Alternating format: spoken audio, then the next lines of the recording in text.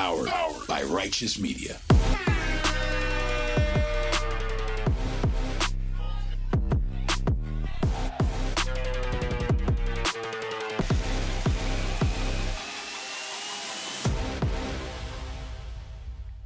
Welcome to Independent Americans.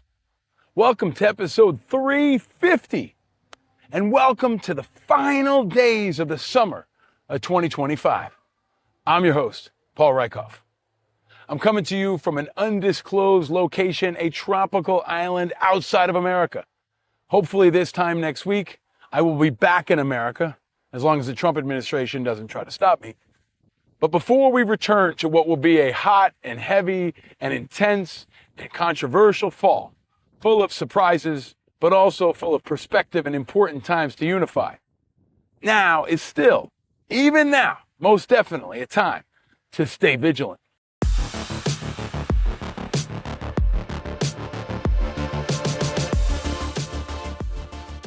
I'm coming to you from this undisclosed location with the sun going down behind me on a beach, the music's playing. People from all over the world are trying to enjoy this awesome weather and these final days of summer. But the winds are blowing, just like the winds are blowing across America's politics, national security, and culture.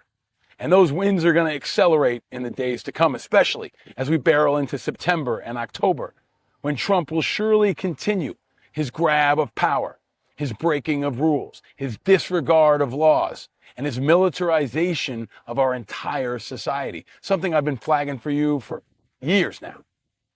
But as we squeeze, at least I squeeze, these final days out of summer before my kids go back to school in New York just after Labor Day, I want to replay for you a different kind of conversation. One of my favorites from the early days of this show with the great inventor and innovator, Dean Kamen. Dean Kamen, the inventor of the Segway and the iRobot. We broke it down inside the Classic Car Club years ago in our first season. It was back when the show was still called Angry Americans. And it's one of my favorites, especially if you're able to watch us on YouTube. If you've never watched us on YouTube, this is a great episode to do it because you'll see inside the car club, which is pretty damn cool. So thank you for continuing to support this show. We'll be back next week with a brand new conversation. We'll continue to keep a focus on national security, military affairs, combat, veterans issues, and especially the independent movement, which continues to rise. This will be a huge fall for our independent movement, for independent veterans and independent candidates of all kinds. This is our moment to rise, to meet these blowing winds of change and be a part of them for the better. So here it is, my conversation from years ago with Dean Kamen.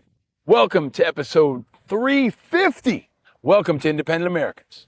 Episode 350!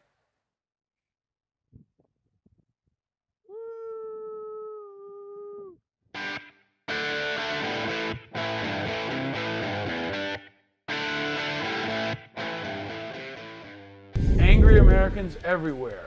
Welcome to the Manhattan Classic Car Club for definitely the most interesting, inspiring interview we've ever had. And in part because it's inspiring before we even started. And we're going to get into that in a second, but we are humbled and honored and thrilled to be joined by the great Dean Kamen, one of America's most inspiring, important people, I think. Really defined what it means to be, I think, an inspiring American, someone who is an inventor, a creator, a builder, a communicator, an educator. As a father especially, I have a newfound appreciation and respect for all that you do, Dean. But welcome to Angry Americans. Great to have you here. It is great to be here.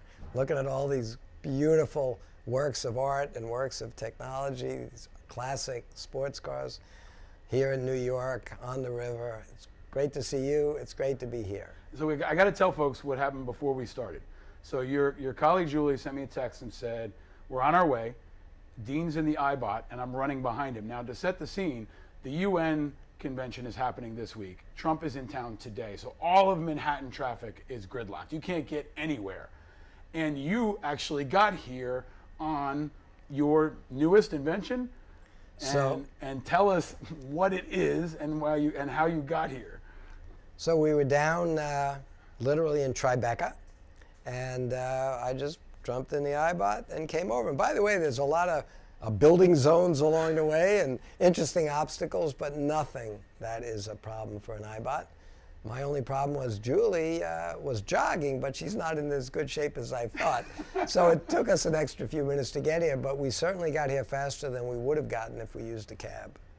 And as a demonstration of what you're sitting in, I'm going to ask you to describe in a second, but we are on the second floor of a building that does not have an elevator, and you arrived in the iBOT, and you were seated. It's I'm not going to call it a wheelchair. It's an innovation. It's a groundbreaking vehicle. You can describe it for me, but you demonstrated it. You rose up out of the chair, in the chair, to give me a hug, and then used it to climb a set of stairs to come into this room that we're in now, which is a driving simulator room. But if you can, just to set the picture for folks who are listening in audio, can you describe what it is you're sitting in right now? What I'm in is what we call an iBOT. It brings you to eye level, and it's kind of a robot. In fact, 20 years ago, it was by far the most advanced robotic device ever reviewed by, for instance, the Food and Drug Administration. It's all fly-by-wire. It's full of gyroscopes and accelerometers. And the basic idea was, could we put enough gyros, accelerometers, sensors, computers, actuators in a system that would safely take the load of a full-grown human being, bring them up to eye level, and leave that system on 2 points on the ground, like 2 toes of a ballerina, because it's balancing. It doesn't depend on having a great big long wheelbase like a wheelchair or a car would have. It's up on 2 points, and you'd say, why bother? Well, while that's much harder to do than be statically stable on the ground, once you solve that problem, which took us a decade, now that you're on a very small wheelbase on the ground, your footprint is 2 points, then every stair you see is just one more flat space. So you can climb stairs the same way a person does. You don't turn your body at 45 degrees perpendicular to the stairway, you'd fall on your head. You're vertical as you come to the stairs, and you're vertical on the stairs. You just go from one vertical plane every 6 inches to the next. We recognized more than 20 years ago, if we could simulate human balance and give a person a stable way to maintain themselves even though their footprint is no larger than a foot, 12 inches. If we could do that, we could make a device that could enable a person to navigate all the architected environments you and I take for granted. And then we could have the thing come down to a four-wheel drive mode on a couple of these things, but still maintaining the balance capability of always keeping the person's weight above those points. And with that four-wheel drive, it can climb sand dunes. It can go through snow drifts. Nothing, virtually nothing that you'd want to walk through will stop it. We'll seal it. We'll let it go through 6 inches of mud and water. And so we spent years building a device that would essentially return to a person that can't stand up and can't walk a couple of very important things. The public, I don't think, realizes a lot of this. One of the important things we return to people is the ability to access wherever we want to go. It gives them certainly independence and access. It does all of that. What most people don't realize is the users of an iBOT, almost without exception, will tell you the biggest thing that an iBOT gives them back isn't access, it's dignity. Yep. They stand up. They can look you in the eye, and they're in a crowded place and there's conversation going on among their peers. They're not isolated. They're not down looking at everybody's navel. They can hear, they can see, they can interact. Think about our language. Stand on your own 2 feet. He's taking his first steps.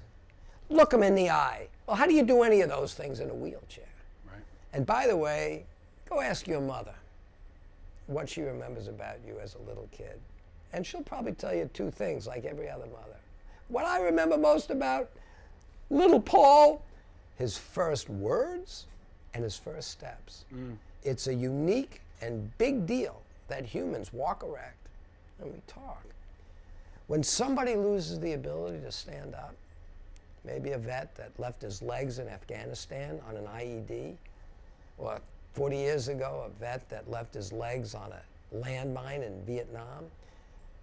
They come back, and when we put them in a wheelchair, we're telling them, oh, that curb, think of it as the bars on a cell. Oh, that staircase, don't even think about that at all. Oh, living in the house you used to live in and getting around, that's no longer feasible. But most of all, we tell them, you'll never be at eye level with your wife. You'll never be able to look your friends in the eye. No, you're down there, and you've been isolated. That's got to stop. And what an iBOT does is it gives people back not just mobility, it gives them back that uniquely human capability to stand up. And the dignity. That's really, as soon as you and I started to have this conversation, people in the club stopped and turned to look, what is that? Who is that guy? And then you made your way up the stairs at a pace that was, at first my initial reaction was, oh, okay, it's very methodical. It almost felt slow. And then I thought to myself, that's actually how an older person might go up the stairs. It's that pace, right? Which actually made it more deliberate. You had to concentrate a little bit, right? It wasn't just a passive thing. You didn't just glide up. But you worked your way up to the stairs and got to the top of the stairs, and I asked you to demonstrate it again, where you gave me a hug. You were able, when I went to first give you a hug today, you stopped, you said, hold on, and you raised the iBOT up so you would be at my eye level, which, having worked in the veterans community, having worked around so many people that have been in wheelchairs, I know how powerful that is and how that gives them that dignity. And it's really, really inspiring. I mean, every time I'm around you, Dean, I feel like I'm seeing the future. And you see the future before other people did, but the entrance you made is really, really extraordinary. And part of why I wanted this show to be a conversation about what's happening in America, and why I'm always so excited to be around you. But I also, being Angry Americans, we have a drink to start the conversation, and I told you there would be a drink, and there is beer. So I asked Julie what you prefer, but what is your drink of choice, Dean? As you're doing all this innovative work, you also live a pretty amazing life in New England, in New Hampshire. Maybe we'll get into that. But what is your drink of choice, Dean Kamen? Well, I like beer. It's just a really good, safe thing to drink. To me, it's the most important food group, right? It's got calories. It's a little bit of a sedative with the alcohol. It's got carbs. I can use some of them. It doesn't have a lot of sugar. So what I love about beer is when it's good, it's great. When it's bad, it's pretty good. And we're drinking a Guinness, and you told me it was a pretty decent Guinness. Cheers to you, Dean. Cheers. To the iBOT. Now, you and I met years ago because of my work at IABA in the advocacy world, and I think, I don't know how it came to be, but I was introduced to your work, and I knew about the Segway. You are the inventor of the Segway. You've invented many other innovative things. I don't even know how to describe them, but they're game-changing things like the Slingshot, which turns basically any water into clean drinking water. But you were working with or around DARPA. And maybe for folks who aren't from the military community, can you explain what DARPA is, and maybe whatever you were able, the work that you were doing with them a decade ago and since? So DARPA is kind of the advanced group of people that work on projects that are too risky for everybody else for the military. DARPA is the Defense Advanced, Research Program, and they're credited over the last decades with inventing everything from GPS to almost all the advanced technologies that we now take for granted that would have been too risky for the rest of government or industry to do. DARPA does them. And they came to me and said, the military has always been in the forefront of medical breakthroughs. Most people don't realize that. They pointed out that even in the Civil War, it was the military that figured out essentially how to practically deploy things like antiseptics so that bullet wounds wouldn't cause gangrene and eventually death. They invented better ways to anesthetize people during, sadly, the many surgeries people needed. And they made practical prosthetic limbs. But there I sit, 150 years after the end of the Civil War, with a colonel who's come up to visit me in New Hampshire. And by the way, besides being a full colonel, he happens to be a neurosurgeon. And he's sitting in my office in New Hampshire getting very passionate and saying, but Dean, it's great that during the Civil War in the 1860s, they would take an arm off a guy that was getting infected because of a lead musket ball, and they would surgically remove it. An advanced technique back then, save the soldier's life, but they would give him a wooden stick with a hook on the end as a replacement. He said that was pretty good in 1860. He said, now I've got young soldiers coming back from Iraq, from Afghanistan, and we don't give them muskets. We give them $100 million F-35. We give them all sorts of advanced stuff. But when they have to go crawling around in those caves, and they come across an IED that might take off an arm or two, we bring them back, we keep them alive, we do great triage, and we don't give them a wooden stick with a hook on it. No. We give them a plastic stick with a hook on it. And he said, you are going to give me something that I can give these young folks.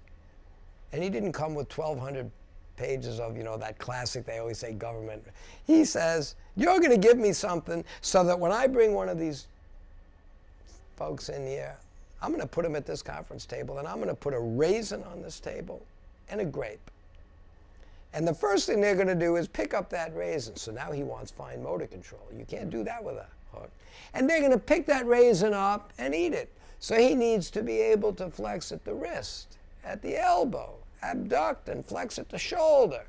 He said, then they're going to pick up the grape.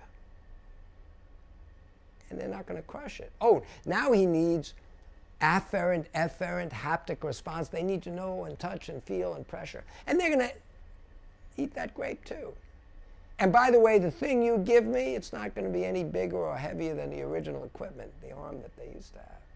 And it's going to be able to do all these things for them. And I told him, really, you're nuts. But Colonel Ling wasn't nuts. He's a brilliant surgeon. He's a passionate soldier. And he told me we need to do this. And I said, great, we'll do it.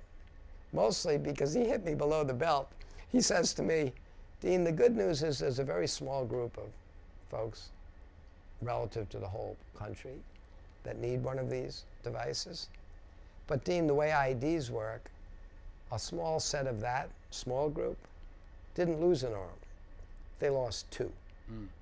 Now, I don't know how well you deal with losing an arm, but compared to losing two, that would seem like an inconvenience.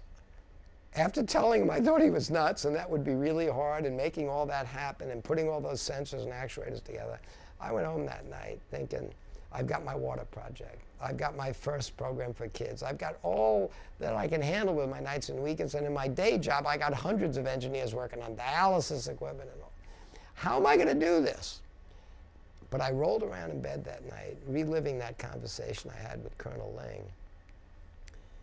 And I started thinking, how do you roll around in bed with no arms? So I decided the next day to call him up and said, we're going to give you a solution that you asked for. We called the project Luke, as in Luke Skywalker, who you might remember from the first episode, turns out to have had a prosthetic arm. Right. And we spent a couple of years and we built for DARPA a prosthetic arm. And we got it approved by the FDA, and we've got them on soldiers now, and it's transforming what they can do. And boy, it's a little better than a plastic stick with a hook on it. Oh, it's absolutely incredible. I remember the first time I saw them, to have someone have the ability to shake your hand. Again, going back to the dignity piece, shake your hand and not crush it, right? To be able to open a door, to be able to pick up your child, right? The things that so many people take for granted. The Luke does that, and I've seen it in action. I remember the first time I saw one, and I watched a room of vets and soldiers just captivated by this. But there's always a sense of wonder on everyone's face, and I think a sense of satisfaction on the face of the veteran. But I always watch the family members, and I see the face that they have, where you can see that now they can pick up their children. Now they can do things. They have a sense of independence that they never had before. And there's the old saying that the only victor in war is medicine. And I think that is, if there is a silver lining of the last almost 2 decades of war, is these incredible innovations that you've been at the forefront of. But for you, Dean, it's more than just a challenge. It's a sense of patriotism, right? Can you talk about that and maybe where it comes from? You know, your backstory, you grew up in the New York area and you've now risen to global recognition. You've been successful in business and in science and in education. But where does this come from, Dean? So I don't know where certain kinds of drive and purpose come from. I'll tell you, my dad was a very humble guy. He's not a scientist, he's an artist. But my dad had a 2-year all-expense-paid vacation to the Philippines from 1943 to 1945. And he came back from World War II, like all the other vets, and just went about life, realizing how good life would be when you're not at war. He was a young guy that came back, married my mom. They were married for nearly 60 years until he passed at nearly 90. But I noticed in my father, in my uncles, in all the people that were adults when I was growing up, they had a commitment and they appreciated what they did for each other. And I think a lot of kids, but not all kids, could appreciate what they did for us. As I grew up, I didn't end up being asked to take a 2-year all-expense-paid trip to Vietnam or anywhere like that. But I watched people of my generation do it. And I thought that whatever I could do to demonstrate that I also feel a commitment to this country and to the people that do what they do, I would do it. And it turned out that I've spent most of my life building medical equipment. So when I was asked to take the specific task of let's go build a piece of medical equipment that, while it might be useful to lots of other people in the population, we'll design it to meet the needs of the military. DARPA asked me to do it. Frankly, besides being a technical challenge, we were honored to do it. And when we had the first ones ready to get some feedback, I took a whole bunch of my team down to Walter Reed. And we visited a hospital there, and we met all these young people. And we showed them this arm. And before we walked in, I told all my guys, look, I know we're engineers and scientists and physicists and tool makers, but this is where the rubber meets the road. Now you're going to see what we do. But you need to know we're going to see a lot of young people, some of whom have been very, very, very recently brought back here from Landstuhl, from Germany. They still may have open wounds, and you don't want to be squeamish. But more than that, they'll have emotional wounds. And we need to let them know that we're here to help them. And we need to give them some sense that life's going to get better, and we're going to give them support. And I sort of lectured my engineers, you better be prepared to be positive, and don't be down. And they all said, oh, of course. I was so wrong. I've spent most of my life visiting hospitals, whether it's with dialysis equipment or other things we make. And frankly, you see a lot of people, many of them, fairly mature. And no matter what, sometimes they're grumpy or angry. They want to know why their knees don't work as well as they used to. They don't want just to fix that knee. They want to play tennis. They don't want to have their eyes work because they wear glasses. They want to, basically, people expect great things, and when they don't get it, they're grumpy, even if they're 70 or 80 or 90 years old, right? That's what you see in a hospital. You don't see a lot of happy, enthusiastic people. So I was warning my guys, look, you're going to see a lot of young guys, maybe some special forces guys cut down in their prime. And there's this guy that has a neck bigger and stronger than my whole body, but he doesn't have legs. He's going to be pretty bummed out, right? So I give them this little pep talk. We go into Walter Reed, and one after another, as we talk to all these young guys, oh, yes, sir. Thank you, sir. We're asking, which would you like, faster action or more force? Oh, that would be good. And finally, after probably an hour of meeting all these young people that just seemed to be positive and enthusiastic and optimistic. And they kept thanking us at the end of every sentence. I said, yes, sir, yes. I said, will you please stop thanking us? Compared to what you've done, we're here to thank you and show respect for you and show that we're going to help you. Oh, well, thank you for that, sir. They couldn't help it. But by the end of that meeting, I realized we weren't there to cheer them up and inspire them. These people were inspiring my engineers to do more, to do it better, to do it faster. But it's an extraordinary group of people, and sadly, most of America has no sense of how small that group of people is, how committed that group of people is, and how much we owe that group of people. I think that's right. I think that's right. And I think one of the things I've learned from you is that your innovations, in many ways, to me, once you see them, the wonder and the impact of them are obvious, but the path toward acceptance is not. And I want to get into the bureaucracy and the frustration that you sometimes face. But before I do, I want to ask you one of the core Angry Americans questions. I mentioned it to you on the way in. We're in this place that's surrounded by innovation. You've lived so much of your career on things with wheels and things with motors and things that go. Dean Kamen, what was your first car? So at the age of about, I don't know, 17, whatever, you can get a driver's license. I got a driver's license, a monumental day. But I didn't have the money to buy a new car, and I wasn't going to take money from my parents. My mom's a public school teacher here. My dad's an artist. But I went off to a junkyard, and I bought, for back then, which was a lot of money to me, $275. I bought, even back then, it was an old sports car, an old 1963 Triumph TR3. And it had a few problems, like, you know, no muffler. But we hauled it home, and we spent a summer rebuilding it, and I drove it for years. And it was a beautiful little machine. Wow. Do you remember what color it was? When I got it, it looked like a chameleon. It was rusty, it was green, it was yellow, it was red. We painted it ourselves, and it wasn't my finest bit of work. We painted it British Racing green, and we bought some seats out of a newer model TR4, modified the base so we could plug it in there. So I had this little hermaphrodite sports car, TR4 seats, TR3 mostly, and we rebuilt it and we kept it running for years. Wow. And where were you living at that time in your life? I was going up and back between Long Island, at my parents' house, and Worcester, Mass. I was at Worcester Polytech at the time. So did you know at that point in your life when you were 17 that this is what you wanted to do and meant to do? At what point did that click where you knew? Because so much of the work you do is also focused on the next generation, and I want to get to the Lego work and other work that you've done that I think is so inspiring.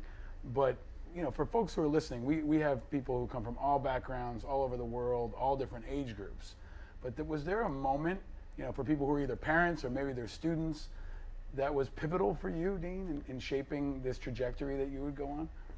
So this may sound corny, but it's true. I had a dad who was not one of these pontificating, overbearing dads. In fact, if you ask me, other than what I'm now going to tell you, what advice did you get throughout your life from your dad?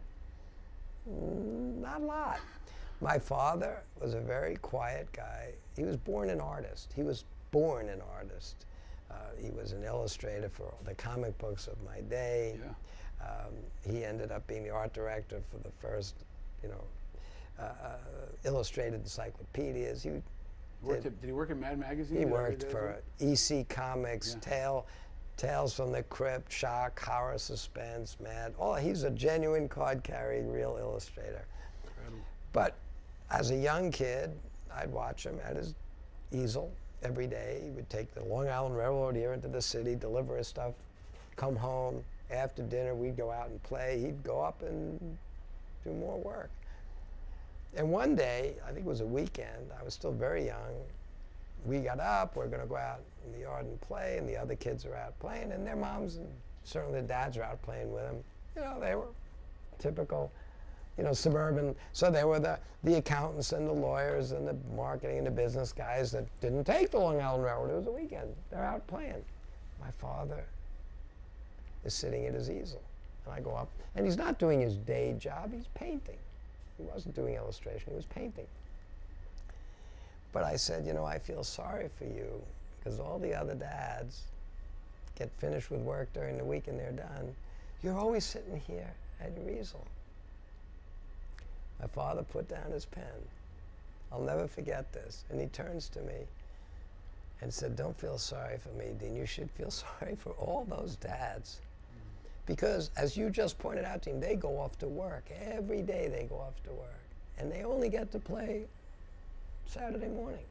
He said, I love what I do, and I do it all day. And that's why when Saturday comes, I'm here. And he looked at me and he said, you need to find something that you love to do. And you need to make yourself so good at it that you can make a living doing it. And then you'll be happy. And if you're happy, you can make your friends and your family happy. The most important thing you need to do is find something that you would do whether you were getting paid to do it or not. It's not a job. And I thought long and hard about that. Well, a number of years later, I had to repeat that story to my dad because I was off at school. Now I have an older brother who's a doctor, MD, PhD. My mom's favorite son, her first son, and he's a doctor. And I'm struggling in school. I never liked being told what to do by teachers, parents, or anybody else. I'm trying to learn as much as I can, physics, math, engineering. I'm trying to work on stuff for my brother. Finally, going to classes and doing some of the required stuff that I didn't see was a straight line to the skills I wanted to develop. I finally said, I'm going to take a little time, run my little business, and I'm probably not going to graduate. Well, when I told my mom, a teacher, I'm not going to graduate, or at least not on time, she was not happy. So I figured I'd go get my dad to help me out, and he wasn't happy. And I looked at him and said, you're the guy that told me, find something I want to do, something that I can get good enough at, that I can make a living doing it. And I said, Father, I have no artistic skill.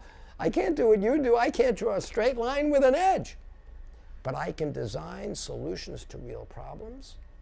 And as I'm picking up the skill sets of electrical and mechanical engineering, and as I'm learning more of the basic physics and I'm learning more of the basic math, I can apply these things in a way that can help people, that I can do professionally, and I'm committed to it. That's what I'm going to do. And he just looked at me and I said, you told me to go find something. I did. And as they say, the rest is history. I did quit school, but a number of years later, I went back. They gave me an honorary PhD. I was their commencement speaker, and I've now collected some of those honorary PhDs and commencements, and I've got a wall covered with recognition for that. You've got quite a few. But you've always done it, your way. You've seen a path. Even, your entire operation is headquartered in New Hampshire, right? Which I love New Hampshire. I think it's an incredible place. I love New England. But that's a different choice, right? Some people might have been in Northern Virginia or somewhere else. You've been able to carve out a path that you see as a path to the future. But it hasn't been without obstacles. And even coming in here, you were telling me that you wanted my help in trying to overcome some of those obstacles. But you created the Segway. You created so many innovations that have changed the world, but yet you still face friction. So maybe this is the answer, it may not be, but Dean Kamen, what makes you angry? Well, you pointed out that I moved to New Hampshire, and I think people think this is folklore, but it's the absolute truth. I grew up in New York. I love New York. I mean, look at this place. There aren't too many cities like New York. But when I started my business down here in my parents' basement, there was one set of regulations after another. And then I started realizing as I needed to hire people to help me, young people that have degrees in electrical or mechanical engineering are not likely to want to move here. You know, if you're in the banking business maybe, or in the media business, you can do that. But I remembered being every weekend going into Boston to visit my brother, who was doing a guest residency up at Children's Hospital. And he would take me out to the car to put me back on what was then the Eastern Shuttle to fly back to New York. And I'd see a lot of the cars in the parking lot at Children's Hospital in Boston. And most of them were Massachusetts. But a few of them would say New Hampshire. I'd never been to New Hampshire in my life, but under every license plate that at the top said New Hampshire, the bottom said, live free or die. And I was getting so fed up with the unnecessary processes that had been put in place that did nothing more than slow down progress or make it more expensive. I said to my brother as we were getting into the car, how far away is New Hampshire? And he said, I've not been there either, Dean. He was at Yale at med school in Connecticut. We grew up in New York. And he said, it can't be very far. So I said, let's go. And instead of going through the tunnel to go back to the airport, we drove north. And within a half an hour, we saw this big sign that said, welcome to New Hampshire. And we visited, we got off the highway, we looked around, and I said, I think before I get so tangled up and can't move, I should take my little group of people up to New Hampshire and we'll build our future here. But people ask, why did you move to New Hampshire? And my serious answer is, because the license plates say live free or die, and that makes a lot of sense to me.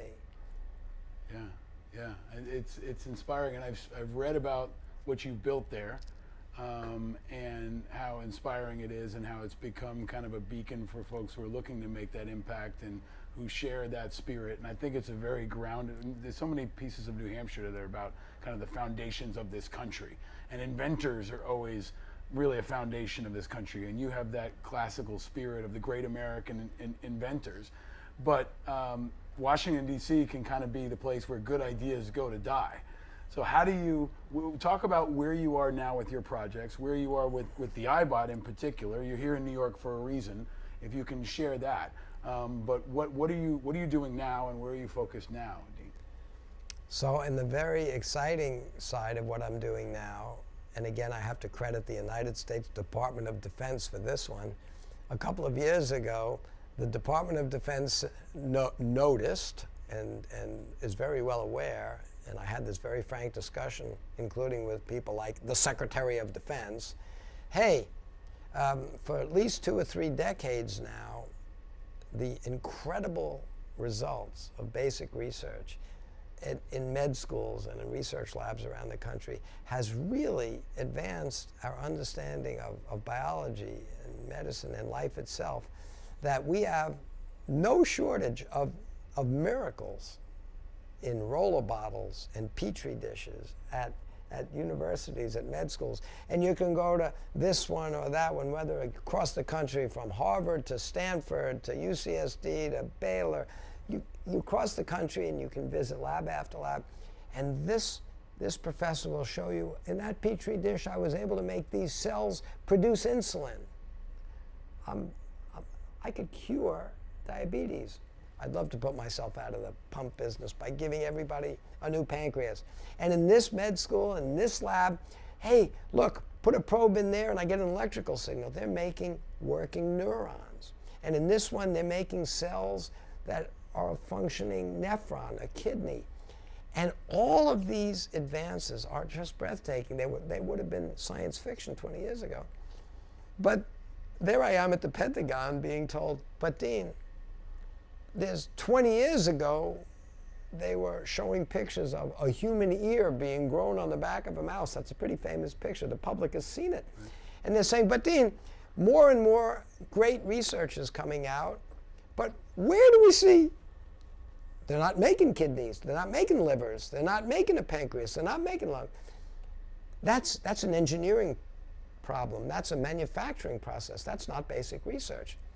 And they said, so we, the Department of Defense, not the National Science Foundation, not the National Institutes of Health, not the ones that are great at funding this long-term basic research and medical research. No, we want to fund the ability to take these miracles out of the laboratory and bring them to scale. We want to bring the engineering manufacturing community to the table to help transition these things from being essentially science fair projects to replacement organs. And particularly, it was the Department of Defense saying, we need skin, we need bone, we need cartilage.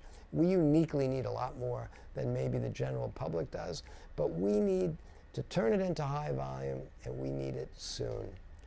And they ended up putting a program together. We were asked to bid on it. We won it for in excess of $80 million. We got it matched by in excess of $200 million from industry. And it's been about 2 years. And I'm really excited to tell you that, a little over a month ago, in a completely closed system, we started to demonstrate what we told them. I told them within 5 years, we would be able to demonstrate a process that would essentially be a platform, an engineering manufacturing platform of the technologies necessary to manufacture replacement human organs. Now, we're nowhere near full organs yet, but last month we demonstrated a closed system that manufactured a 7-centimeter long segment of bone, ligament bone, that would be ready to start doing biological work on. And I think, as we told them back then, within 5 years, we're going to have a platform that is capable of bringing to scale some critically needed subsystems of full organs. And we're going to transform healthcare with that. It not only will give patients way better outcomes, but it will lower the cost of medicine. Nobody wants to be chronically treated with dialysis every other day. I make that equipment. Nobody wants to have to wear an insulin pump. I make those. Nobody wants these chronic treatments, but the alternative is without them, you're going to die. You accept them. But if you went to a little kid and said, do you want to keep pricking your finger and checking your glucose, or would you like to just have a new pancreas and be done with this? Would you go to a patient that doesn't have working kidneys and say, do you like going to a dialysis center every other day to stay alive, or would you like a new kidney? We believe that if we could give people replacement organs as a cure as opposed to a chronic treatment, we will dramatically lower the cost of health care, dramatically improve the quality of life for these people, and change the future. And that's one of my day job projects. Wow. Every one of your day job projects is mind-blowing, man. I mean, it's really, really incredible. Every time I see you, you're working on a new thing that will literally change the face of humanity, change the face of science, change the face of our world, and now literally change the face of people's lives. But this show, we've been covering so much about what's happening in the political world. You're operating in a place of inspiration and hope and innovation, and then politics seems so divided, so stuck. You know, recently here in New York and around the world, hundreds of thousands, millions of kids organized to bring awareness to climate change. So as a scientist and as a problem solver, I guess a two-part question. One is, what are your thoughts on the recent climate strike and this movement of young people? And then what are your broader thoughts on the state of affairs in America? Just as a leader, as an innovator, as someone who I think brings a positivity and tone to everything at a time when we're divided. What are your thoughts on where we sit as a nation right now, Dean? Well, sadly, I think today, and the same thing I thought 30 years ago when I started a not-for-profit organization called FIRST. And FIRST is an acronym for Inspiration and Recognition of Science and Technology. You notice the word education's not in there. 30 years ago, when this country was totally convinced, and I mean our president, our corporate leaders, everybody was convinced we have an education crisis because we were producing far too few scientists and engineers. And they said, oh, it's an education problem. As I pointed out, my mom's a teacher. There's a lot of dedicated teachers in the country. I don't know anybody that can't think fondly about some experience they had. So to suddenly decide that the fact that we're not producing a lot of scientists and engineers, to suddenly decide that women, young girls, never seem to go in any reasonable proportion into engineering and study math or science, even in grade schools and middle school. To suddenly decide all of that is an education crisis, I thought, is a substantial misdiagnosis of a much bigger problem. And I'm an inventor. What do inventors do? Inventors look at the same problems as everybody else, but see them differently. And I sat there, and it was an epiphany to me. I said, you know what? It's probably not an education problem. It's a culture problem. It's not what we don't have enough of great teachers, great schools, great education. We spend a lot of money on K through 12 education in this country. I said, it's not what we don't have enough, it's what we have too much of. Because we become such a rich country, we have something that I've never fully understood. We invented it in this country. We call it leisure time. I've never had any of it. But we have a country that has made superheroes out of people in the NFL, the NBA, the MLB. And there's nothing wrong with that. When you're a rich country, you can afford a lot of things that the poor can't. You can afford art. You can afford a lot of sports. But I realized that our culture had gone so far that particularly young girls and minorities, the only thing they see in our media, the only role models that are young people that are happy and smiling are professional athletes or professional entertainers. And you could walk out on the streets today, 30 years later in New York, and every kid on that street can tell you the name of some famous living football player or basketball player, and that's great. And somebody from Hollywood, but they know about the Super Bowl, the World Series, the Academy Awards. Can they tell you the name of a famous living scientist or engineer or inventor? Do the girls know that there are millions of jobs out there for young kids that develop the muscle hanging between their ears? Most of these kids grow up thinking, if I work really hard and I spend 10 hours a week bouncing a ball, I'll be in the NBA or I'll be in the NFL. And then they don't develop the core skills they'll need for all the exciting careers of the future. So 30 years ago, I said, hey, wait a minute. If it's really a culture problem, not an education problem, that's great news. Because we know what gets kids passionate to excel at something. Make a sport out of it. Get it out of the classroom. Don't make it something where the teacher's judgmental like they are during class, but that same teacher at 4 o'clock turns his or her hat around and goes out with those same kids, but is now the coach. And instead of having to give them a red mark and tell them it's a D or an F, no, after class when they missed the ball or dropped, oh, we'll help you. It was a lucky catch. But suddenly, you realize that everything about our whole education system, in fact, makes sports, makes entertainment, our whole culture makes that so exciting to kids. It allows for the failures. It allows for the nurturing of a coach. In fact, I was always amazed once I started first, and you know, I'd say to people, you got to let the teachers do this after school, and there shouldn't be grades. Well, what do you mean? And I would compare it to what they're supposed to be doing in class, and I said, a lot of people thought I was picking on sports. I said, picking on it? What do they say? Imitation is the highest form of flattery. I built first around the sports model, and by the way you all justify sports is you say, well, it's important that they learn teamwork. Well, if it's so important that they learn teamwork, why, when they do it in the classroom, do you call it cheating? So I said, look, we're going to just take everything we know that makes kids passionate and we'll wrap it around the things they need to become really good at. And in a free culture where you get the best of what you celebrate, we've got to start celebrating kids that want to develop that muscle hanging between their ears. We got to start celebrating the world of science and technology, and we got to show kids that it's every bit as accessible, every bit as rewarding, and way more likely to lead to careers for them than just about any other activity. So let's put it in the right context and let's go.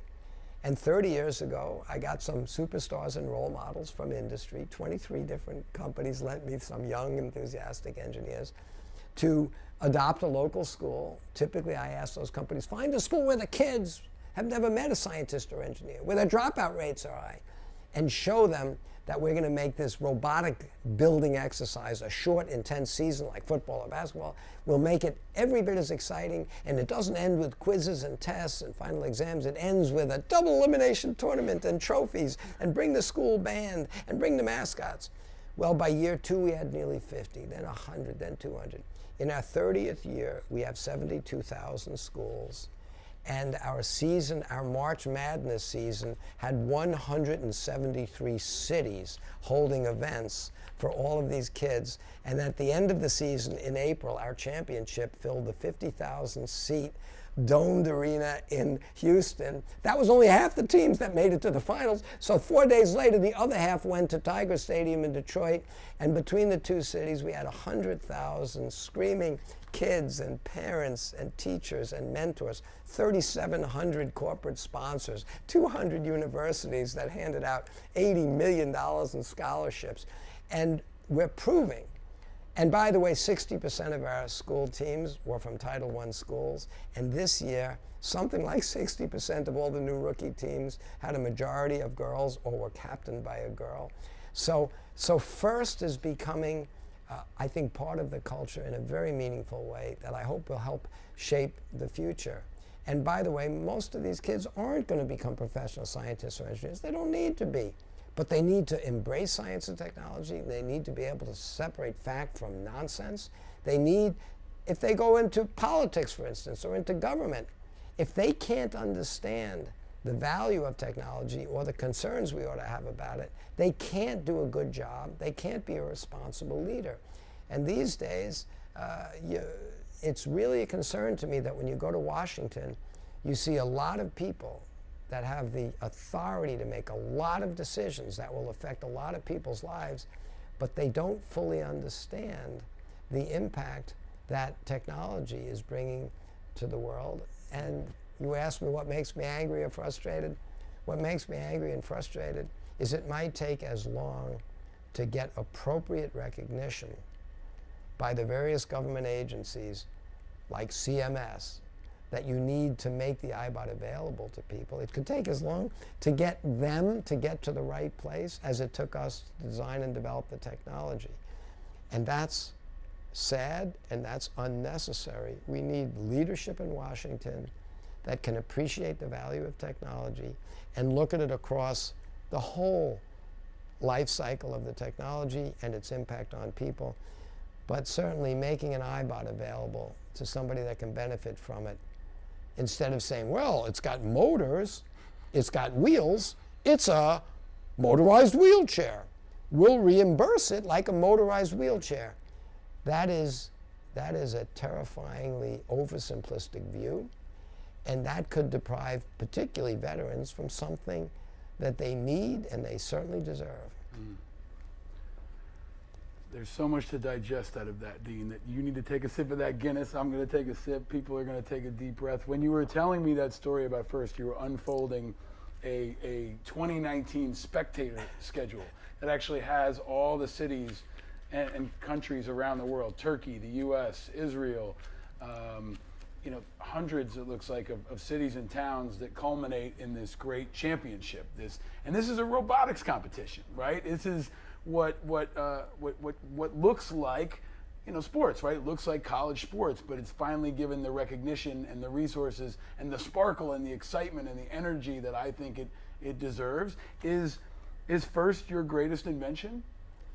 I think FIRST will have absolutely the largest legacy of anything I've ever worked on, because it's really not about robots. I've been telling people that for 30 years. We are not using kids to build robots. We're using robots to build kids. And in the 1940s, That's awesome. in the 1940s, when the world was in one of its episodes of self-destruction, it was the President of the United States, Franklin Roosevelt, that said, it's pretty clear we cannot build the future for our kids. We better build our kids for the future.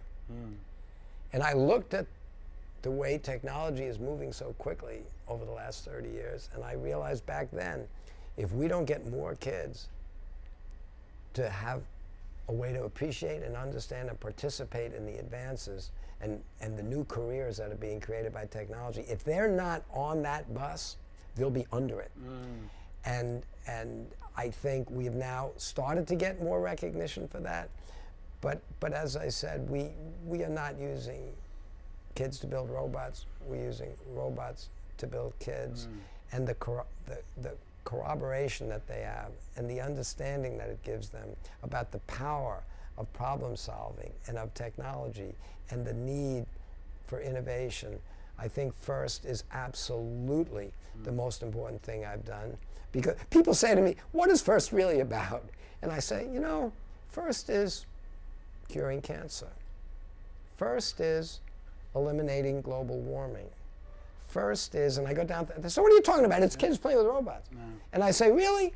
So you think you or I in the next few years are going to solve all the world's problems with cybersecurity and access to food and water and healthcare? And you think we're going to do it? I don't think so. So who's going to do it? The next generation. It's the farm team for the future, right? It's the farm team for America's future, for the world's future, right? For the world's future. This is happening in a political environment where there was a very powerful image in the news where Trump was speaking at the UN about climate change and Greta Thunberg was over his shoulder, the 16-year-old Swedish activist.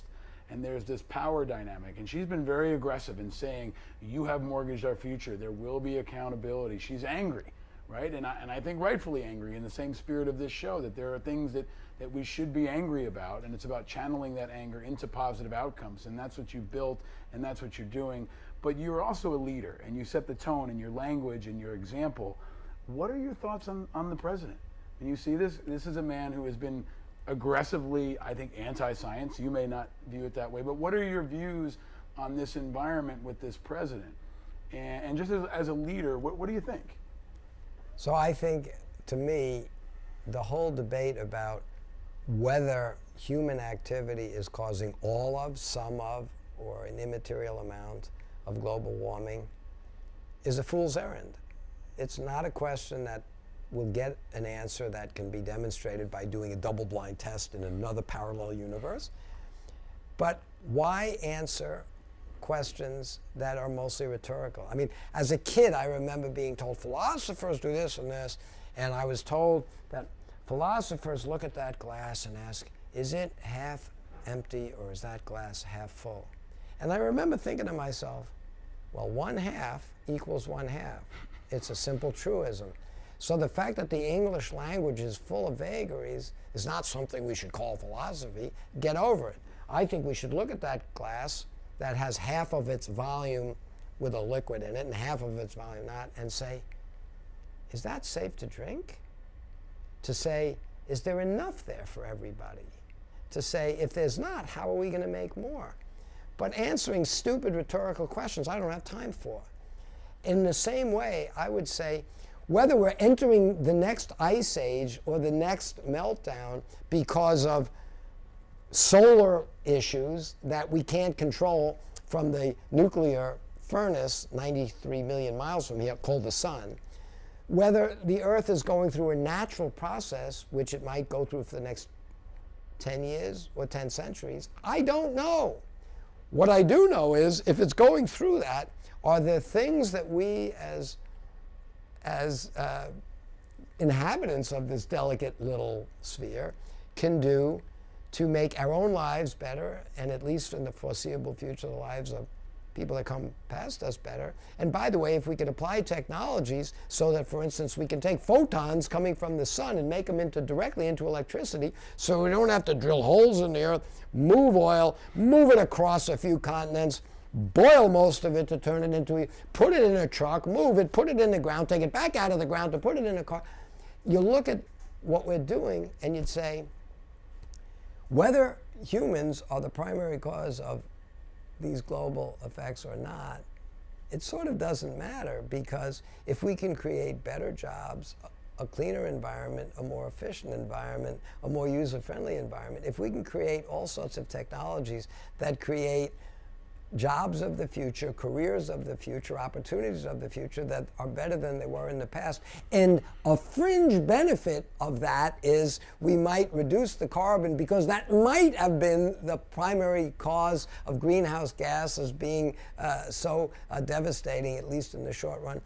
My real frustration is we let the politicians turn this big debate into, is the glass half empty, is the glass half full? If that's the kind of question you want to answer, you should go off to the debating society, but get out of the way. We should have serious technology people try to figure out how to optimize what human behavior ought to be so that we can all enjoy more energy, because there'll be 10 billion of us, each of us needs more access to more energy without having have a negative impact, whether it's burning down rainforests.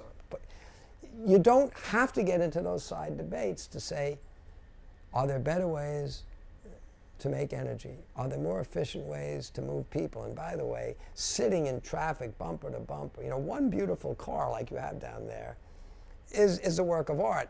10 million cars is a traffic jam. Let's figure out better ways, more efficient ways, more fun ways, more sustainable ways to use advanced technologies to move people around, to help them communicate. And it shouldn't be a compromise between I'll either have a cleaner world or I'll have more resources. Good engineering, good innovation allows you to do both. And in every generation, we should raise the bar by giving people a better quality of life, a longer life, and more access to sustainable futures. And technology can do that. Politics can't. Politics is about a zero-sum game. You've got the oil, I want the oil, we'll fight over the oil. You've got the water, I want the water, we'll fight over. You've got the land, I want the land.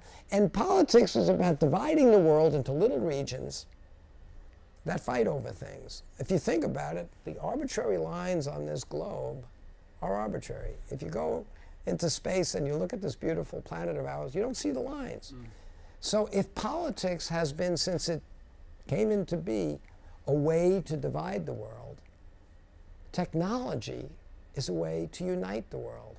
And if all the kids in the next generation learn how to communicate and cooperate and be on the same team, working together, they're all going to face needs for water and food and cybersecurity and healthcare and education.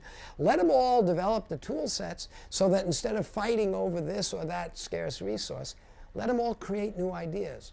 Because the difference between a world of things, whether it's water or oil or gold, where there's a finite amount, where every time there's another person, you either have a little less per person or somebody's taking it from somebody in that zero-sum game. How about if we have a world that's not about valuing stuff? What if we have a world that values ideas? And you have an idea. You know how to cure cancer. This is the formula. I have an idea. I know how to make a more efficient, clean engine. If you give me your idea and I give you mine, that's very different than you gave me your gold, I gave you my money. You know what's different before and after that transaction? Nothing. There was a fixed amount of gold and there was a fixed amount of money, we just moved it around. But what if you gave me your idea, now we can both cure cancer. And I gave you my idea, we both have cleaner engines. The world of ideas isn't a zero-sum game. And the more smart kids we can get on this planet that are racing towards more and more and more better and better ideas, they raise the overall value and wealth of the world. It's not a zero-sum game. And if we had a few billion kids that are racing towards solving these problems before we're overcome by catastrophe, the world would be a happy place. If we stay with a world that plays the zero-sum game of politics, we will have more and more people fighting over less and less stuff until finally we race each other to the bottom. That's not where we want to go. That's why I started first. It's an incredible assessment and prescription for the future. We've had an organizer president, we've had a businessman president, now we've got Andrew Yang who's trying to inject technology and science into this discussion. Maybe what we need is a scientist or an inventor president. Would you, Dean, ever run for office? No, I know my limitations, and no. I would love to offer what I'm good at, I think, trying to think outside the box and work hard at creating incremental technical alternatives to what we do today that we could do better by integrating technologies that as the world, I didn't invent microprocessors or solid-state gyros or lithium batteries for this thing. I just systems integrated them. And some people would make video games, other people. I try to make stuff that matters. But I don't think... hard no on politics. I do not think I would do well in the world of politics. I have to ask you this question because since we started this show, we've covered a lot of issues. And some of them are kind of populist issues, things that are bubbling across the country that have people angry or annoyed even. And it's covered the opioid crisis, the lack of attention to the war in Afghanistan. It's also covered the lack of public bathrooms. And one of my favorite and most irritating subjects, the proliferation of electric scooters, which for me have become, I've called them the measles of public transportation. And when I made my case for why they've gotten out of control, now there's good things about them, but they've gotten out of control. One of the things people neglected to realize is that people in wheelchairs in places like DC have a hard time navigating them because they're just skewing across the sidewalks. But I cannot let you leave without asking you, the inventor of the Segway, what are your thoughts on the electric scooter invasion that has rampaged across not just the country, but now the globe? Well, now you answered your own question why I don't want to be in politics.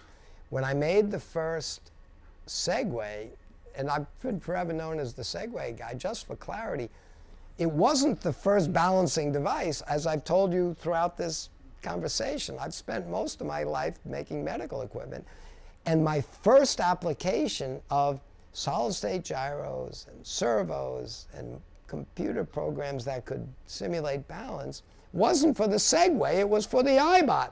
But since it took years to get it through the Food and Drug Administration, and I wanted to get the volume that would be needed to draw price and cost down, I said, let's take the seat off this thing that is necessary for the disabled community, take that same algorithm we developed, those same solid-state gyros and accelerometers, put a platform on it, and we could make this balancing capability available for everybody else. It'll drive the cost down. It'll be one of the first things I make that people will actually want to use. People don't want to use dialysis or insulin pumps or stents or prosthetic limbs. It's nice to know they're there when you need them, but nobody wants to be disabled and need an iBOT. But people, perfectly healthy people, you put them on those early Segways and they smile and they're excited. So I made the Segway for whatever reason, because it was maybe more potentially useful to a much larger population, thank goodness, than iBOTs. I'm forever known as the Segway guy. But when we made it, I said, look, this thing has motors and wheels, but it's certainly not a motor vehicle. I mean, you don't want this Segway with grandma on it in front of a bus in the middle of a city or on a highway. But on the other hand, it's probably not going to be welcomed on a sidewalk because sidewalks were made for pedestrians. So rather than flood the world with them, as you've now seen people have done, there's a whole new philosophy. I think the philosophy of a lot of the new tech businesses in this country have been, it's easier to ask for forgiveness than permission. Whether it was about privacy, whatever, just big tech companies have in many ways decided, I'm just going to do it, and I'm going to run at a pace that at best I'll ask for forgiveness. Instead, nearly 20 years ago, I went to Washington with the first Segway and said I went to the Department of Transportation, and I went to see the secretary. And I said, you don't really want to regulate this like a car or a bus or a locomotive? And he said, I don't. I said, will you give me a letter that says, although I have motors and wheels, I'm not a motor vehicle? And he said, yes. I then took it state after state, because once you're not a motor vehicle, the feds sort of say, you're on your own. I went and said, how can we define an appropriate, safe, responsible way to integrate this technology into a pedestrian environment? And city after city, we went and we came up with ways to do that. It took a lot of time, it took a lot of money. Well, 15 years has gone by, and once the cost of motors and lithium battery, once the price of a lot of things got cheap enough, and once people said, I don't need them to be safe and redundant, I'll just sell them like a consumer product. They're not very safe. I wouldn't build them. They flooded the country with them without any thought about the impact on safety or scalability. And I think the backlash has been significant. But I am not on the side that said flood the world irresponsibly with these devices. I think there is a role for government. To me, the balance is, and maybe it's the irony, I have always tried to do it exactly right. But meanwhile, while I think a lot of these companies have pretty much said it's easier to ask for forgiveness than permission, The flip side is I've been frustrated by the fact that if you come up with a radically new and better way to do something, the regulatory bodies and the legislative bodies don't move faster and faster. In fact, as the country gets bigger, as the amount of law and regulation keeps growing, if anything, like people, as you get older, you get more reluctant to change. As you get older, you get more risk averse. Well, a culture does the same thing. So technology is moving faster and faster. Innovation is coming faster and faster, particularly in the medical space where I live. But getting new things approved is getting slower and slower and slower. I mean, here we are in New York. Look at your subways. You go down into this tunnel, and you're standing on the edge of a concrete slab, the edge of which, with no rails, will drop you 3 feet onto a steel rail that's at 30,000 volts or something. And every few minutes, a couple of 100 tons of steel comes racing by. You could never suggest building a thing like that today. Today, government would assume you need multiple ways to prevent anybody from being near anything that could move or could hurt them. Government has decided people aren't smart enough to avoid getting in front of a moving train, rightly or wrongly. But we have way, way, way more risk-averse systems, which may be fine. In some cases, it's fine. But when you have a new medical advance that could be valuable to people, that would most certainly die without it, and somehow it takes many years to get it to a point where even people are allowed to use it, knowing how grim the alternative of doing nothing is, you start to think, maybe we've gone too far. Maybe the pendulum has moved a little too far away from being willing to adopt innovation. And I sit there as the guy that's trying to make innovations come faster and faster and faster, and as in the case of the iBOT, or as in the case of some of our other devices, we get held up for what I believe is an inappropriate amount of time getting through the political bureaucratic process. I'm so glad I asked you that. I could do an entire series of conversations with you on infrastructure and regulation, and I hope whoever's elected president will put you in their very small cabinet to advise on issues of regulation and tech. You could run the FDA, you could run the Department of Transportation, you'd be a tremendous asset to any incoming commander-in-chief. But you've been a tremendous asset to us in this conversation. There's one question I always ask all my guests that I want to finish with you on, Dean. What makes you happy? If you ask my father, he'd say, Dean is a human irritant. And my father loves me, I think. But he says, from the time I was a very small kid, before I could communicate well with words, my parents noticed that compared to all their other kids, if I decided I was going to do something, whatever it was, I would fixate on it, and nothing would distract me from it until I either did it or I finally gave up. I don't think I'm ever truly happy, because I'm always trying to do the next thing, and I always want it to happen better and faster. I think I'm chronically frustrated because I know I have a limited time on this earth, and I want to get as much done as possible. And I used to think, well, once I do that next big thing, I'll take some time off. But if you work on that next big thing and it's not working, you work much harder at it because you're falling behind and it's expensive and people are counting on you and you don't want to disappoint people. If you work on that big thing and it works, now you have more confidence, you have more resources, you did that, you got to work on the next big thing. So either way, I'm on a train that's going faster and faster and faster, and we all know where it ends, and nobody's in a rush to be there. But I want to get as much done, and as time has gone by, I now have over 800 engineers in my company. So I don't have a big project. I've got half a dozen big projects and a half a dozen small projects. And FIRST has now expanded, not just to be FIRST, but we have now FIRST Global.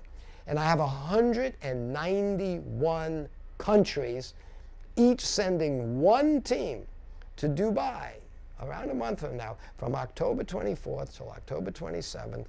191 countries will each send one team to our robotics competition. And the theme of this year's Global first is called, the name of the robotics game, the field is Ocean Opportunities.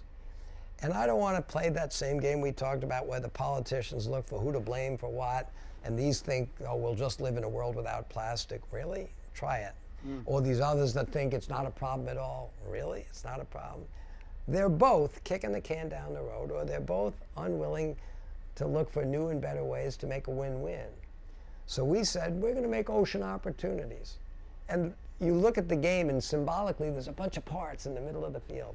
And there's the 3 red teams on their alliance. We always randomly put the teams. So it might be 3 teams, like countries like maybe Israel and Palestine are on the same red team. And the US and Russia, maybe. But we have the 3 red teams and the 3 blue teams, and the game starts. Each round is 2 minutes.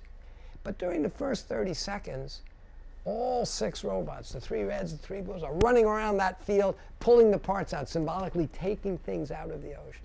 At the end of 30 seconds, the scoreboard captures how many total points were taken out. And that amount of points goes to each and every one of the 6 teams. Well, how can that be? That team barely got anything, and all 3 red teams were rookies this year in that particular random. Well, the reason they all get the same number of points is it's not a competition, it's a cooperation. And all these kids have to recognize they're on this planet together, they're sharing, and they all have the same common goal: clean up that ocean. So all 6 teams symbolically get the same points. But to make it exciting, to make it a competition, to make it so that the world gets the best of the best, during the next minute and a half, each team has to take some of these things, and if they can get them up here, that symbolizes recycling. It doubles the point count for each one of those. If they get it over here, it shows a reduction in use. And so each thing they do is symbolically showing a better way to attack a problem and a way to reward people that are innovative in coming up with better solutions. But I will have, for 3 days, the future of the world in Dubai. We will have these kids all working together, communicating and cooperating, because we're going to get to them before their parents teach them how to hate each other, to teach them how to literally do in the next generation what every generation before them has done around the world. This group teaches their kids their language, their culture, their religion. That group teaches them their language, their culture. And fine, you should keep all those things. Keep them at home. Have a good time. But you got to recognize there's one set of universal laws. It's called physics. We live on one big integrated planet. It's called Earth. And you guys have to live with some common understanding of all of that, and then go off and do your own stuff. But you've got to stop repeating the self-inflicted wounds of your parents and your grandparents and the culture that goes back 1,000 years.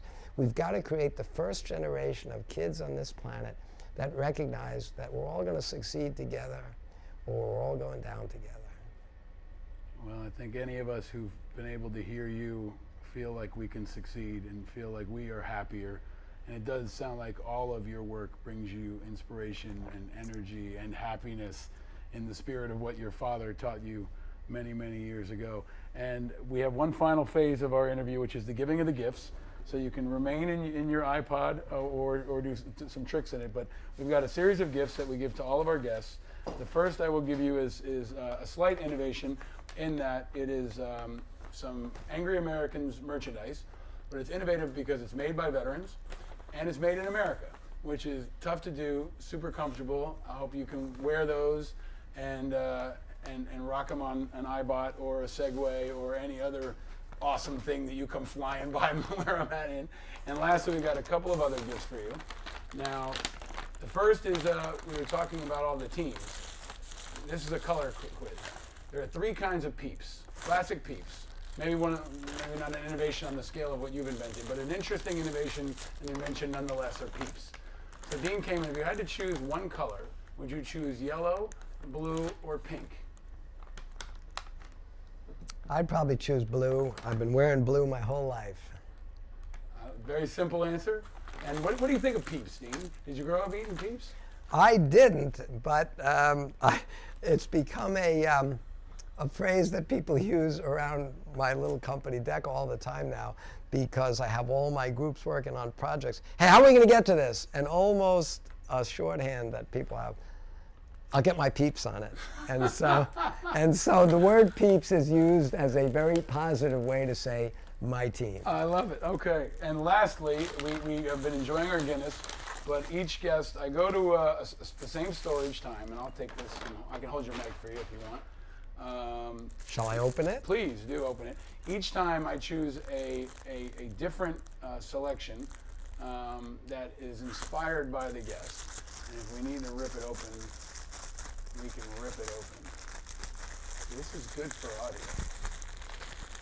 The iBOT does not have a knife in it, does it? I have one in my pocket. I figured as an inventor you've got one. But I wanted to we pick an American whiskey each time. Peerless Bourbon. And I felt that this was appropriate because it's called Peerless. And it's a small batch. It is a small batch. It's made, but I think your work is without peer. Well, and you have truly been an American who has shaped the past of this country, you're shaping the present of this country, and you're shaping the future. And I've really been so humbled and inspired to know you and to be in your presence and to just see the contagious positive energy you bring to people. It represents the best of this, what this country is all about.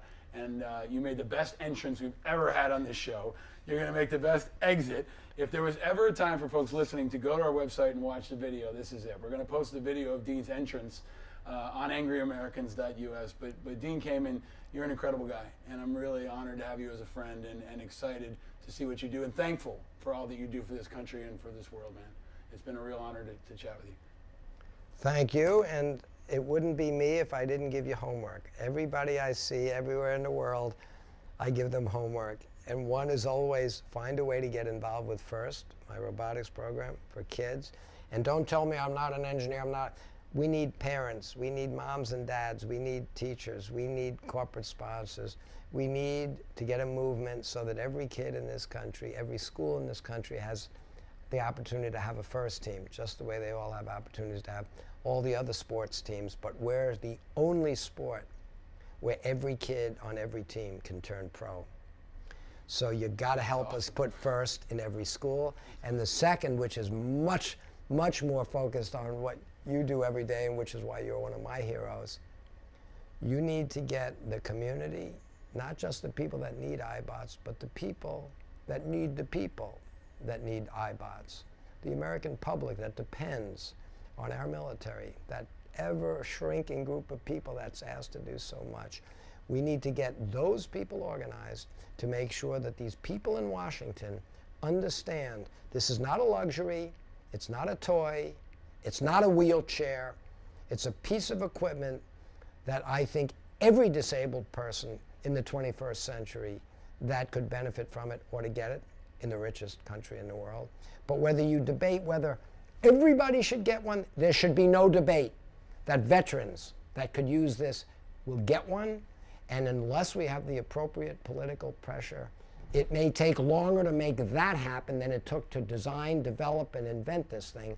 And that would be outrageous. Hear, hear. All right, ladies and gentlemen, your homework has been issued. You have your marching orders. Get to work. The great Dean Kamen has really enlightened us and inspired us, and that will be part of your angry action this week, is to follow his example and follow his orders. And with that, he will exit us in great drama and inspiration. But Dean Kamen, ladies and gentlemen, live from the Classic Car Club in New York. Thanks for joining us. Thank you. Thank you, my friend. Thank you.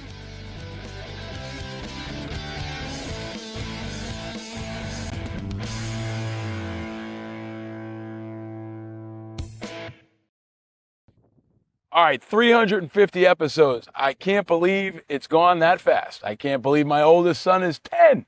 It kind of feels the same. But this young thing has grown into an adolescent and continues to gain strength and wisdom. And it's because of support from folks like you. So thank you to all of you, especially our Patreon members who've been in our corner, whether it's for a couple of episodes or for all 350. But thank you for standing with us. Thank you for helping us put country over party, people over politics, busting up the status quo and driving forward a new movement. Independents are no longer the minority. We are the majority, and we are the future for this country and maybe for the world. So I hope you enjoyed these final days of summer. I certainly did here on the beach, because taking vacation stops you from getting stupid. And taking vacation has helped me recharge. It's given me some wisdom, and it'll help me have more energy for the important shows and the important work ahead. Because this is going to be a fall like no other. So thank you for joining us. Thank you for tuning in. Thank you for checking us out on YouTube. I'm your host, Paul Rieckhoff. And still, down with Hamas, down with Putin, Slava Ukraine, and stay vigilant, America. Stay vigilant. And let's get ready for that fall. Stay vigilant, America. Let's get ready for a big fall. But before we do, here's one last sunset for you.